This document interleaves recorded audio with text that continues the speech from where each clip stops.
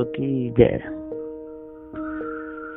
विश्व वंदनीय संत सम्राट वंदी छोर सदगुरु श्री कबीर साहब जी, मेरे हृदय मंदिर के आराध्य परम पूज्य सदगुरु श्री हम साहब जी, पूजा के योग सभी संत समाज, मैं चरण कमलों में सिर झुका के तेरे बार बंदी करता हूँ। बोलिए श्री सदगुरुदेव की जय। सदगुरु श्री कबीर साहब जी का सत्य न्याय निर्णय का उपदेश है, भ्रम भूल कल्पना से बचने का है। भूल किसी प्रकार की सदगुरु श्री कबीर साहब के उपदेश में नहीं है।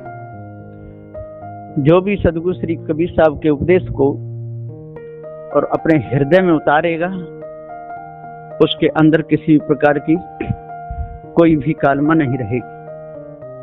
सभी प्रकार का उसका भ्रम मिट जाएगा, भूल अंदर से बिल्कुल निकल जाएगी। और जिस समय भूल अंदर से निकल जाएगी तो कालमा रहने का तो कोई फिर सवाल है ही नहीं। इसलिए जल्दी से जल्दी मनुष्य जन्म मिला है तो इस मनुष्य जन्म का लाभ तो लेना ही चाहिए। और जिसने मनुष्य जन्म का लाभ नहीं ले पाया तो ये ज्यादा विशेष भूल है। और विशेष भूल मनुष्य को एकदम तंग कर देती है। इसलिए सज्जनों, साथियों, विचार मानो, भेद को आज जानना चाहिए पूरा। सदगुरु श्री कबीर साहब का उपदेश क्या है, सदगुरु श्री कबीर साहब जी किसे मानते थे, किसे नहीं मानते थे, कबीर साहब का निर्णय कैसा है। इस निर्णय को जो समझेगा, जो विचारेगा, तो उसके अंदर से कालमा मिट जाएगी, उसके अंदर से भ्रम निकल जाएगा। क्योंकि सारा संसार भ्रम में डूबा हुआ है। और भ्रम में इतना डूबा हुआ है कि उसको कुछ कहते नहीं बनता है। कहते हैं कि एक समय की बात है, एक गांव था और उस गांव में एक अनपढ़ पंडित जी रहते थे। पढ़े लिखे नहीं थे बेचारे, लेकिन पूरे गांव के लोग उनसे ही आज पूछते थे। वो कह भी देते थे कि भैया मैं ज्यादा पढ़ा नहीं हूं, कि नहीं कुछ भी सही, आप पंडित हो और आपकी बात तो हम मानेंगे, आप कुछ भी कहो, आपकी बात ना मानेंगे तो कैसे। पंडित जी ने विचार किया। एक बार उन्होंने एकादशी से और अपना हिसाब जोड़ना चालू किया। तो एकादशी, द्वादशी, 13, 14 पूर्णमासी, परवा, दोज, तीज, चौथ, 5, 6, 7, 8, 9, 10 और एकादशी, ऐसे लकड़ियां लाई और अलमारी में उन्होंने रख दी अलग अलग। और अलमारी में वो लकड़ियां रख करके अब उससे विचार लगा लेते थे। और जब पूरी लकड़ियां खत्म पे आ जैसे एकादशी आ जाती थी, उन्हीं के हिसाब से बता देते आज अमावस्या है, आज पूर्णमासी है।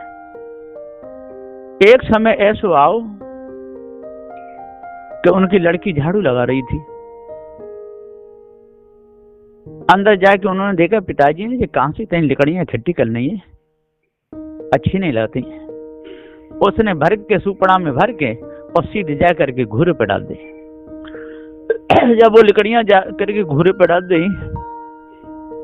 अब आए गांव के लोग, बोले पंडित जी आज कौन सी तिथि है। पंडित जी बोले अभी बताते हैं। अंदर गए, अंदर जाकर देखते एक भी लकड़ियां नहीं बन गई। अरे हमारी पत्रा तो गायब हो गई। लड़की बुलाई कि बेटी यहाँ से हमारी लकड़ियां कहाँ गई।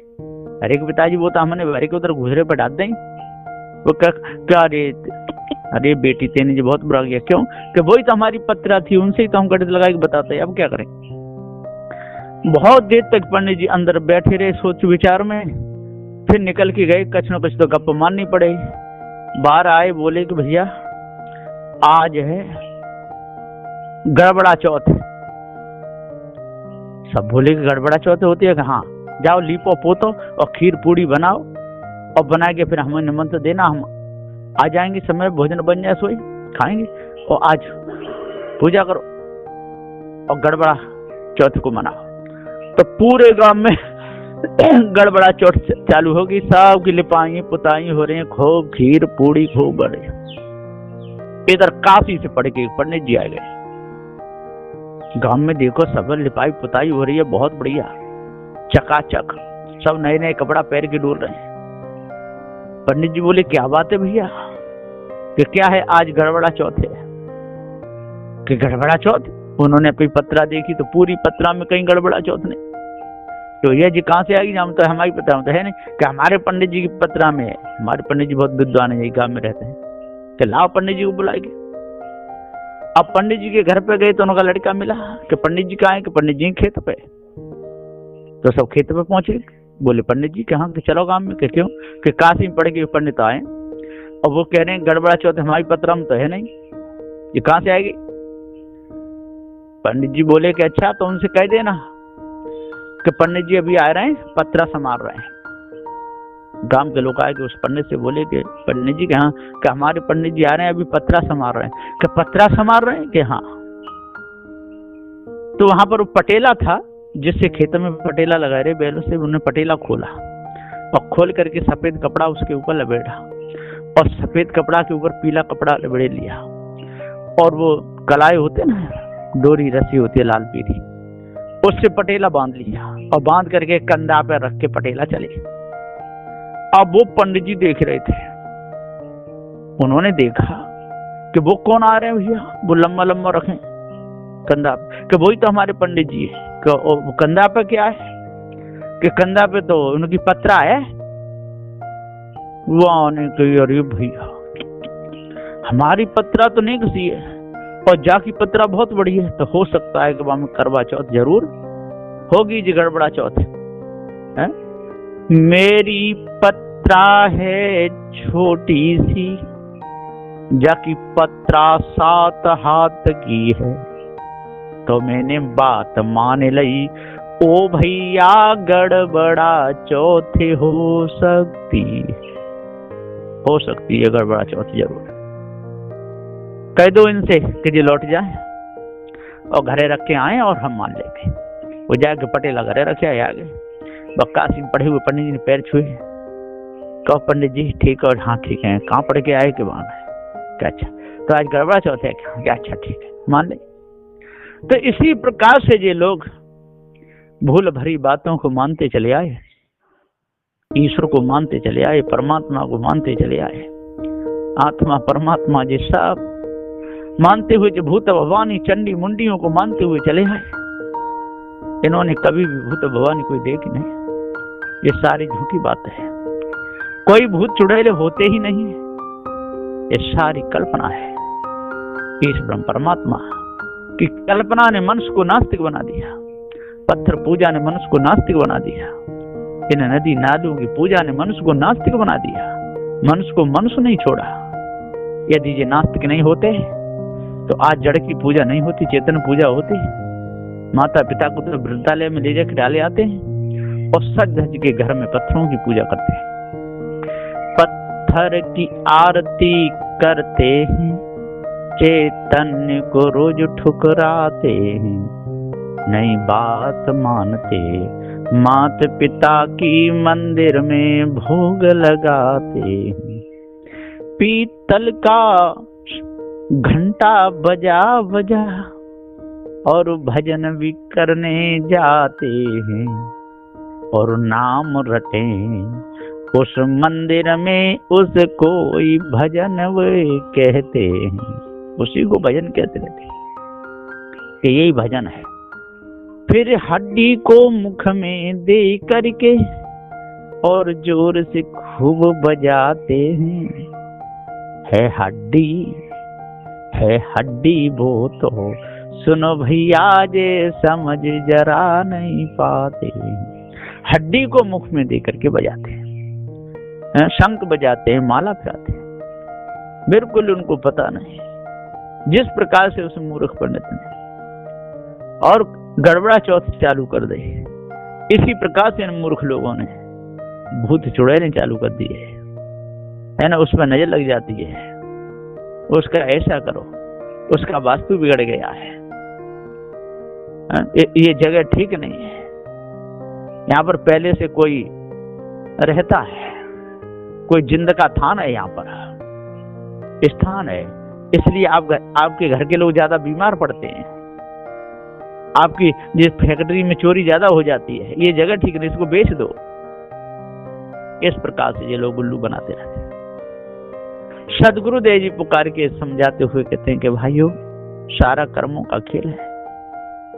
जब तक हम कर्म विधान को अच्छे प्रकार से नहीं जानेंगे और मायावी गुरुबा लोगों की बातों पर विश्वास करते रहेंगे, झूठ में अपने जीवन को निकालते रहेंगे, मानवता को हम खो बैठेंगे, दानवता हमारे अंदर आ जाएगी, अपने सिद्धांत को डिबाव बैठेंगे, दूसरे सिद्धांतों की बात ले लेकर के अपने पारक सिद्धांत में जोड़ते रहेंगे, तब तक हमारा मन निर्मल नहीं हो सकता है ना। हम गड़बड़ा चौथ मनाते रहेंगे, ये सारे जितने भी त्योहार हैं, ये सारी गड़बड़ा चौथ हैं।